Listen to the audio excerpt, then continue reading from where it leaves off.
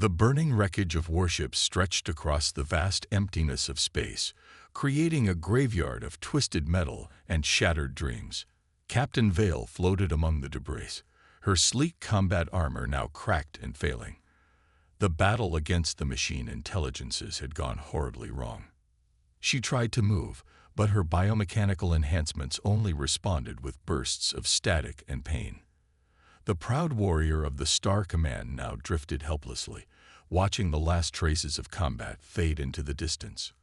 Her ship, along with most of her battle group, had been destroyed in the ambush. The machines had known exactly where to strike.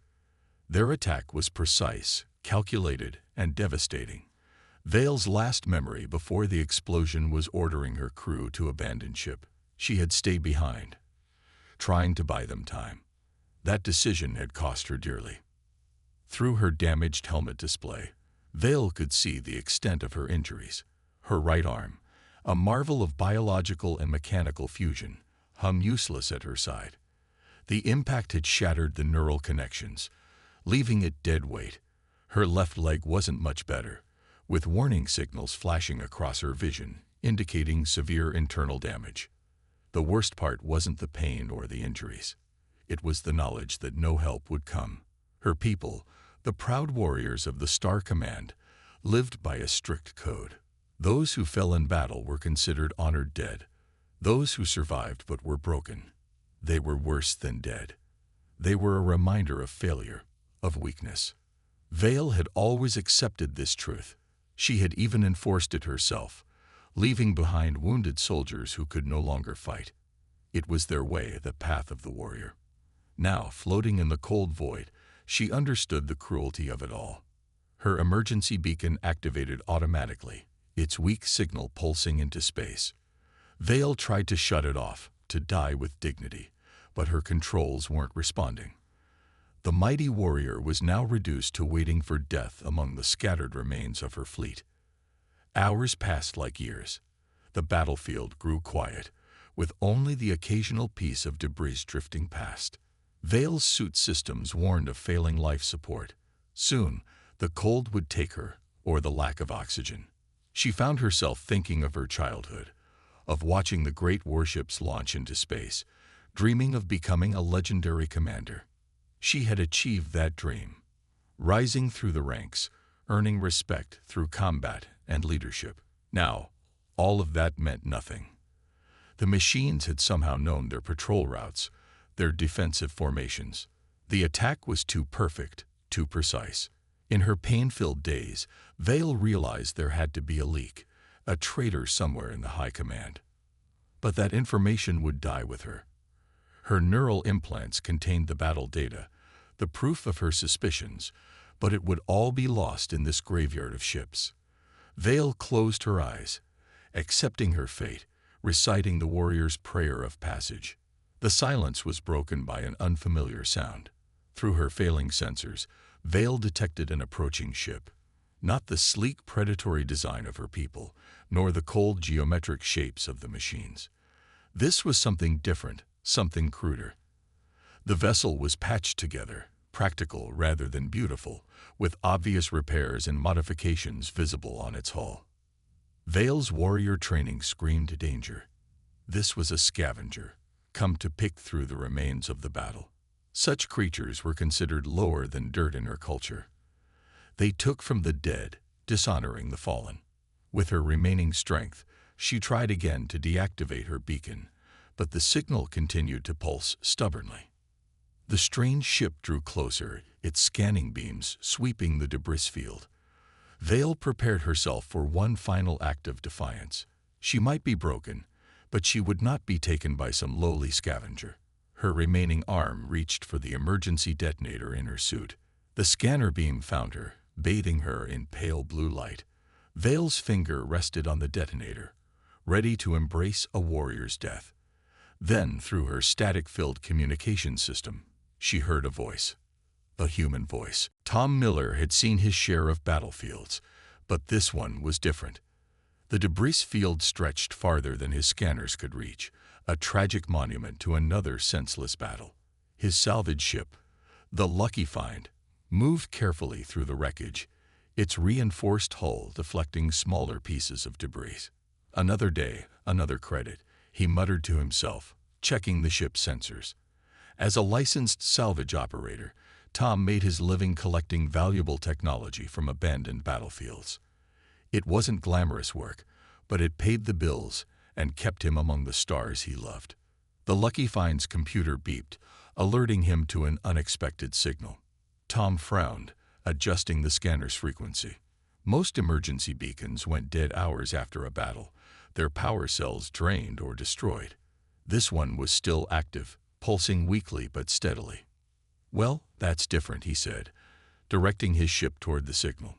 Through the forward viewport, he could see the distinctive armor of a Star Command warrior.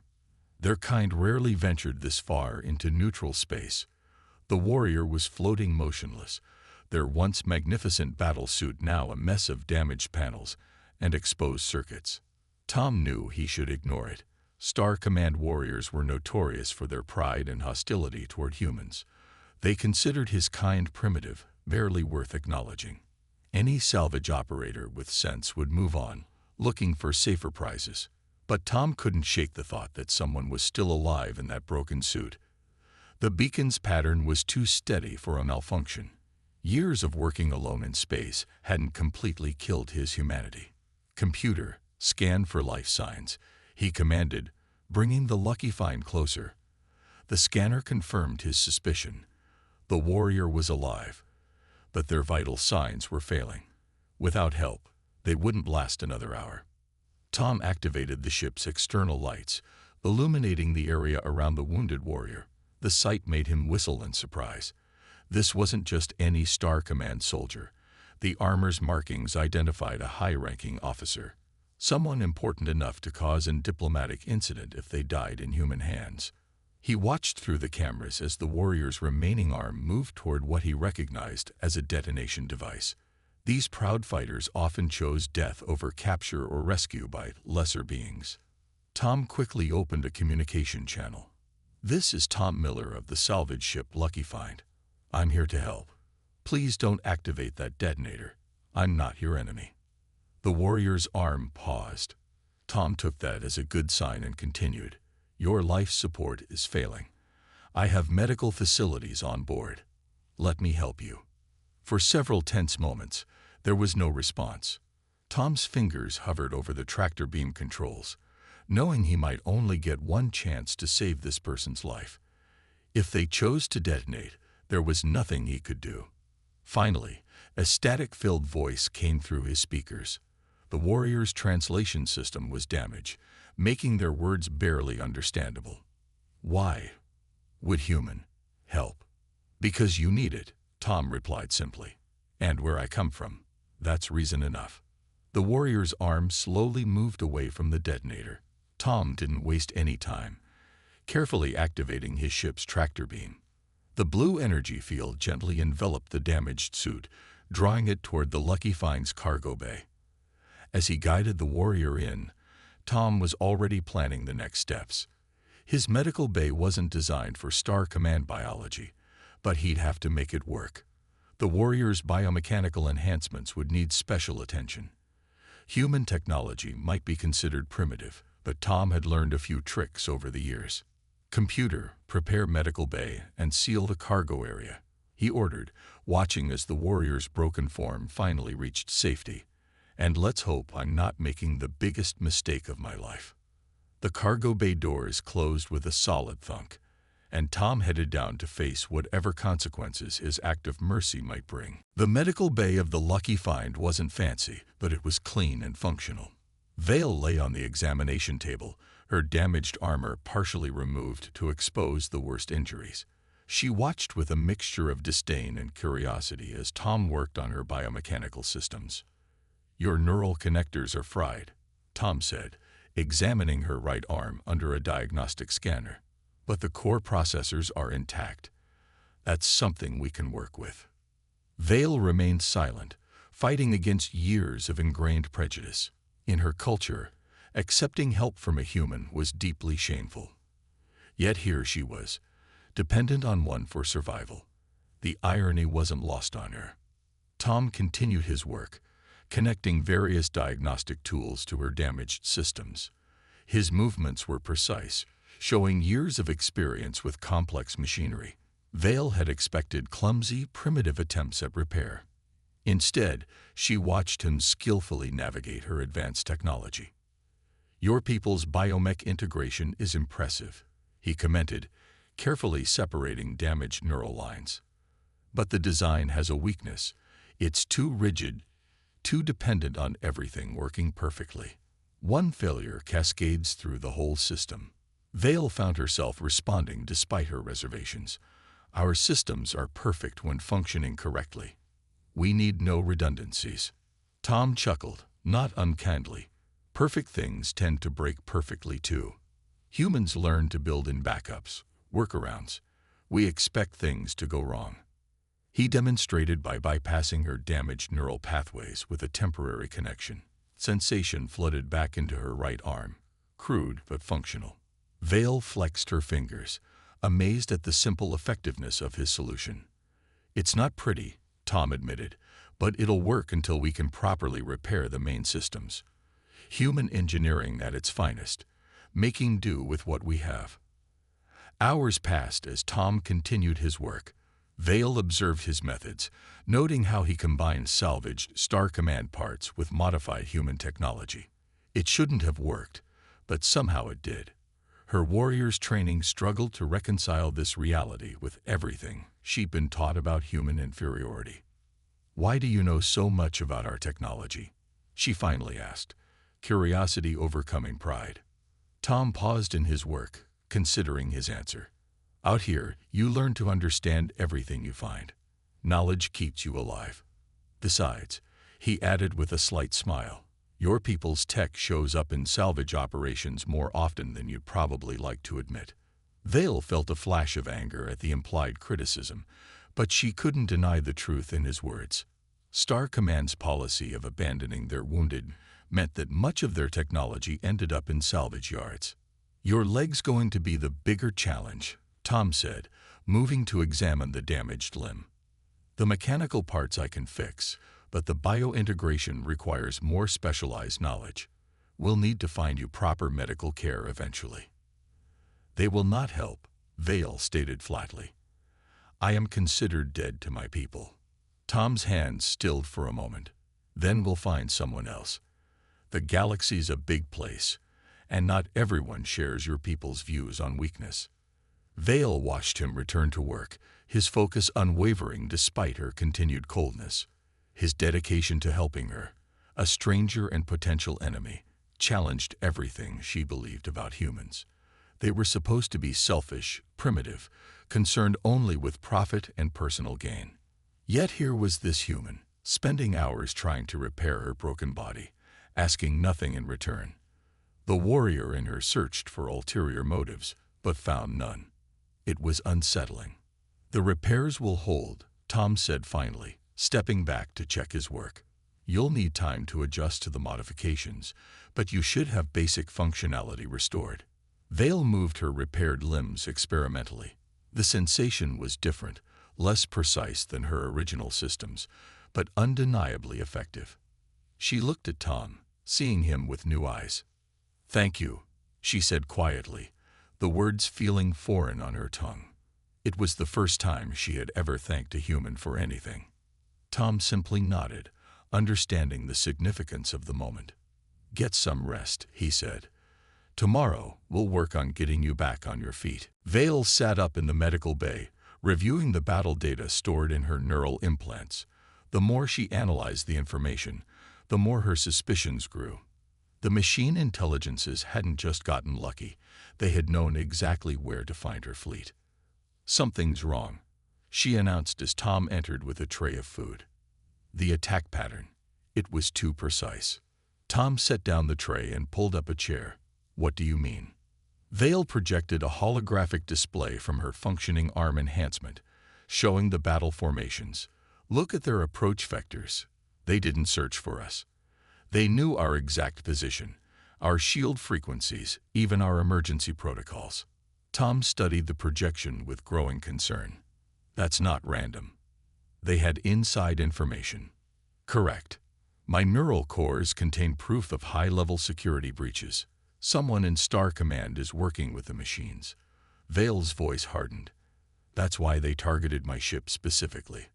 They wanted to eliminate the evidence. A warning alarm from the Lucky Find security system interrupted their discussion. Tom rushed to the nearest console, his expression darkening as he read the display. "We've got company," he said grimly. 3 ships just dropped out of hyperspace. Their energy signatures match machine intelligence vessels. Vale tried to stand, her newly repaired legs still unsteady. "They tracked my neural signature. Your ship's shielding isn't designed to mask our technology's emissions." Tom was already moving, activating the ship's defense systems. "How long until they're in weapons range?" 10 minutes, maybe less. "You need to leave me behind," Vale stated firmly. "I'll activate my suit's self-destruct. It will destroy the data and give you time to escape." Tom shot her a sharp look. "That's not happening. I didn't spend hours putting you back together just to watch you blow yourself up." "This isn't about pride or honor," Vale argued. "Those ships will tear your vessel apart. The machines cannot be allowed to access the information in my neural cores." "Then we'll find another way," Tom insisted, his fingers flying over the control panels. "The Lucky Find has a few surprises. I didn't survive this long by being defenseless." Vale watched as hidden weapon ports emerged from the ship's hull. The supposedly simple salvage vessel was revealing its true nature, a heavily modified combat transport disguised as a civilian craft. "Impressive," she admitted, "but not enough against 3 machine warships." Tom grinned. "Who said anything about fighting them directly? Sometimes the best defense is making your enemy chase shadows." He activated a series of commands, and suddenly the debris field around them came alive. Dozens of small drones launched from hidden compartments in the Lucky Find's hull, each one broadcasting a copy of Vale's neural signature. "Salvaged Star Command tech," Tom explained, "modified to create false signals. Let's see how they handle multiple targets." Vale watched in amazement as the drones scattered throughout the debris field, creating a maze of conflicting signatures. The approaching machine ships slowed, their targeting systems confused by the sudden proliferation of signals.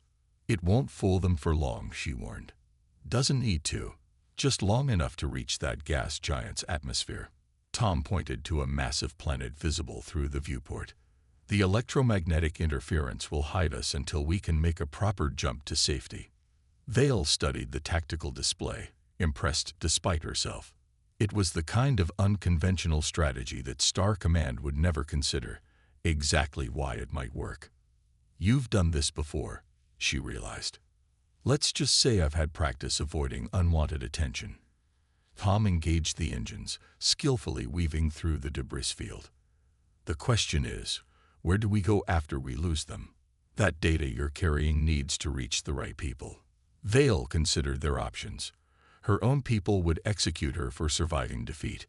Official channels were compromised. They needed another solution. "I know someone," she said finally. "A former Star Command admiral who left under controversial circumstances. Someone who might believe us about the security breach." Tom nodded, focusing on piloting them toward the gas giant as the machine ships began destroying the decoy drones one by one. "Well then, let's hope we live long enough to find them." The Lucky Find plunged into the gas giant's upper atmosphere, its hull groaning under the intense pressure. Lightning storms crackled around them, creating a natural shield against the pursuing machine vessels. Tom's hands moved steadily over the controls, guiding them deeper into the chaos. "Your ship cannot withstand these conditions for long," Vale observed, watching warning indicators flash across every display. The vessel's structure was already at 80% stress capacity. "She's tougher than she looks," Tom replied, his eyes fixed on the navigational readings. "I've reinforced the hull with a polymer coating. It can handle the pressure for about 15 minutes before we need to surface." Vale studied the tactical display, tracking the machine ship's movements above the atmosphere. "They're spreading out, preparing to catch us when we emerge." "Who says we're going up?" Tom's expression held a hint of mischief as he pulled up a detailed scan of the gas giant. Look at these mineral readings. The lower atmosphere is full of metallic compounds, perfect for masking our energy signature. Vale's eyes widened as she understood his plan. You want to go deeper. The pressure will crush us. Not if we dump our excess mass first. Tom activated a series of controls, and Vale heard the sound of cargo bay doors opening.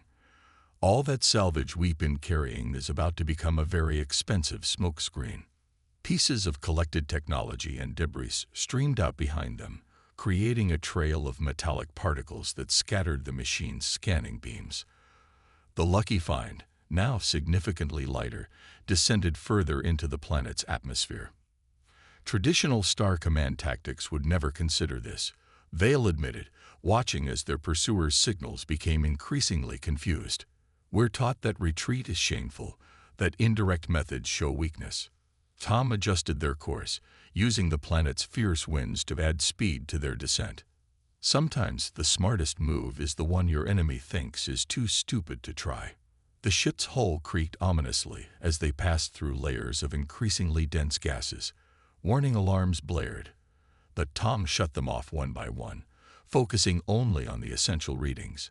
Core systems are redlining, Vale reported, monitoring the engineering displays. We need to reduce power or what? We'll break down. Tom laughed. This ship's been breaking down for years. That's why I installed backup systems for the backup systems. He demonstrated by rerouting power through auxiliary circuits, taking pressure off the main engines.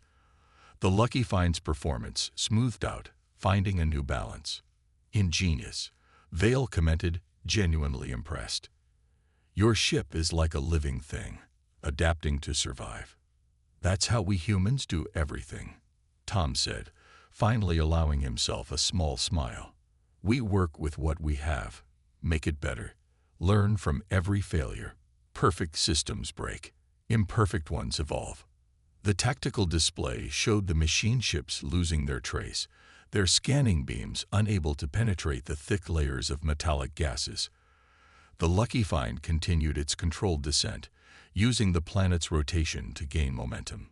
They'll expect us to head for the nearest safe port, Tom explained, plotting a new course. So we'll slingshot around the planet's core instead, use its gravity to boost us in the opposite direction. Vale checked the calculations, her military training warring with her growing respect for human ingenuity. The gravitational forces will be extreme. We can handle it. Tom patted the ship's console affectionately. She's not pretty, but she's full of surprises, like someone else I know. Vale found herself fighting back an unexpected smile. The human's casual confidence was infectious, his unorthodox methods challenging everything she'd been taught about warfare and survival. Deep in the gas giant's swirling clouds, cradled in the embrace of a ship that refused to give up, Vale realized she was experiencing something rare and precious, the birth of trust. Not in systems or protocols or rigid hierarchies, but in the messy, innovative, surprisingly effective human way of facing impossible odds. The Lucky Find descended further, preparing for its gravity-assisted escape, while far above, the frustrated machine ships continued their fruitless search through the metallic storms. The Lucky Find erupted from the gas giant's atmosphere on the opposite side from where they'd entered, riding a wave of gravitational force that sent them hurtling through space. The machine ships, still searching the planet's other hemisphere, were caught completely off guard. Now comes the tricky part, Tom announced, his hands dancing across the controls. We've got about 30 seconds before they realize where we are. Vale, I need your tactical experience. Vale was already analyzing their situation, her military training combining with her new appreciation for human creativity. Their reaction time will be slowed by the planet's interference. We have a small window to strike. Strike. In this salvage ship. Tom raised an eyebrow. Your ship, your rules. Vale replied, a fierce gleam in her eyes. Show me what else this vessel of yours can do. Tom's grin widened as he activated more hidden systems. Panels along the Lucky Find's hull retracted, revealing an array of modified weapons. Most of these are salvaged from various battlefields. Never thought I'd actually use them all at once. Vale quickly assessed their arsenal. The machine ships will expect standard attack patterns. Their defensive algorithms are designed to counter military formations. Then let's give them something they've never seen before, Tom suggested, bringing their ship around in a spiraling pattern that no military pilot would ever attempt. Vale understood immediately. They'll read it as damage-induced chaos, not an attack run. Their predictive systems will fail. She accessed her neural cores, pulling up detailed data on machine ship vulnerabilities. Target these junction points. Their shields are weakest where the geometric patterns intersect. The first machine ship detected them just as Tom launched their initial strike. The Lucky Find spun through space like a wounded animal, but every erratic movement was precisely calculated. Salvage Star Command weapons, modified with human ingenuity, struck exactly where Vale had indicated. Their shields are adapting, Vale reported, watching the tactical display. But the pattern is familiar. They're using response protocols from my neural data. Tom nodded, already adjusting their approach. Then let's show them something they haven't stolen yet. He activated the ship's cargo tractor beams, normally used for collecting salvage. Instead of pulling, he reversed the polarity, creating repulsion fields that scattered debris from the gas giant's rings directly into the machine ship's paths. The machine's perfect formation broke as they were forced to dodge the unexpected projectiles. Vale seized the opportunity, directing their weapons' fire through the gaps in their defenses. Their coordination is compromised. They can't maintain their networked shield grid. Time to test my latest modification, Tom announced, flipping a series of switches. The Lucky Find's engines began cycling power in an unusual pattern, building up energy in a way that made Vale's remaining biosensors tingle. What are you doing? Remember those metallic particles we released in the gas giant? They're not just debris. Tom's voice held a note of pride.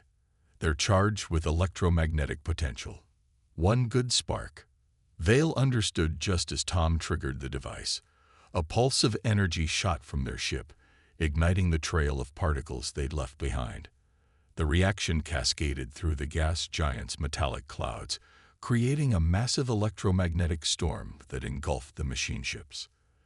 Their perfectly synchronized systems, their stolen tactical data, their advanced predictive algorithms, all meant nothing in the face of raw electromagnetic chaos. The machine's neural networks overloaded, their formations dissolving into disarray. Now, while they're blind, Vale called out, feeling the thrill of combat flowing through her repaired systems. Tom needed no further encouragement, launching their remaining weapons in a devastatingly precise barrage. One by one, the machine ships fell, their perfect geometric forms breaking apart under the combined assault of human unpredictability and Star Command precision. As the final explosion faded, Vale turned to Tom. That was not entirely according to any protocol I know. Sometimes the best protocols are the ones you make up as you go along, Tom replied, beginning damage assessment of their battered but triumphant vessel. Vale nodded, understanding now what he had been trying to teach her all along. Victory wasn't about perfect systems or rigid rules. It was about adaptation, creativity, and the willingness to trust in seemingly impossible solutions. 6 months after their escape from the machine ships, Vale stood before the combined council of Star Command, her repaired biomechanical systems gleaming under the chamber's lights. The evidence from her neural cores, combined with Tom's detailed records of the machine attack, had exposed a network of traitors within the highest ranks. The old ways failed us, she declared to the assembled leaders. While we clung to our rigid protocols, corruption spread through our perfect systems. It took an outsider, a human salvage operator, to show me a better path. Tom sat in the observer's gallery, looking decidedly uncomfortable in formal clothes. Vale caught his eye and continued, "Our strength lies not in perfection, but in adaptation, not in isolation, but in cooperation. The council chamber erupted in heated debate. Many warriors opposed any change to their traditional ways, but others had seen the proof of Vale's words in the recent victories against the machines. Her unconventional tactics, blending Star Command precision with human unpredictability, had already turned the tide in several battles. "Captain Vale speaks truth," announced Admiral Red, one of the few senior commanders who had supported her return. "The machines study our patterns, predict our responses, but they cannot predict what they don't understand. The humans' chaotic methods confound their logic." Vale nodded gratefully to the Admiral before addressing the Council again. "I propose a new division within Star Command, a joint force of warriors and human allies, combining our strengths. We will be the bridge between our peoples, proving that diversity breeds strength." The Council's debate raged for hours, but in the end, Vale's proposal passed by a narrow margin. As the chamber emptied, Tom approached her with a grin. "Not bad for someone who used to think humans were primitive scavengers," he teased. Vale's expression softened. "I was blind then. Proud and foolish, like so many of us. You showed me another way." They walked together through the great halls of Star Command, an unusual sight that drew many stares. A decorated warrior and a human salvage operator, talking as equals. "The Lucky Finds repairs are almost complete," Tom mentioned. "They even let me keep some of those unofficial modifications." "Good. We'll need them." Vale paused, turning to face him. "The Council approved your appointment as technical advisor to the new division. If you're interested." Tom pretended to consider it. Working with a bunch of uptight Star Command warriors, teaching them to think outside their perfect boxes. His smile widened. "Sounds like fun." Vale led him to a viewing platform overlooking the shipyards. Below them, crews were already at work on the first vessels of their joint fleet. The ships combined Star Command's advanced technology with human-inspired adaptability, each one unique rather than identical. "Look at them," Vale said softly, "already working together, learning from each other. A year ago, I would have called this impossible." "That's the thing about impossible," Tom replied. "It only stays that way if you never try to change it." Vale touched her repaired arm, remembering the moment she'd first trusted this human who'd found her broken in space. One simple act of kindness had cascaded into something much larger, changing not just her life, but potentially the future of both their peoples. "The machines think they understand us," she said. "They study our patterns, predict our responses, but they cannot predict what we will become together." Tom nodded, watching the activity below. "That's the real strength of living beings. We grow, we change, we surprise even ourselves." Vale straightened, her warrior's pride now tempered with wisdom. "We have much work ahead. Many will resist these changes." "Good thing you're not alone anymore," Tom reminded her. Vale smiled, a gesture that once would have seemed beneath her dignity. "No, I'm not. And neither are you." Together they watched the sun set over the shipyards, casting long shadows across the vessels below. Each ship represented a new beginning, a bridge between worlds that had once seemed impossibly far apart. The battlefield had left her broken, but a human's rescue had changed everything, not just for her, but for all of them.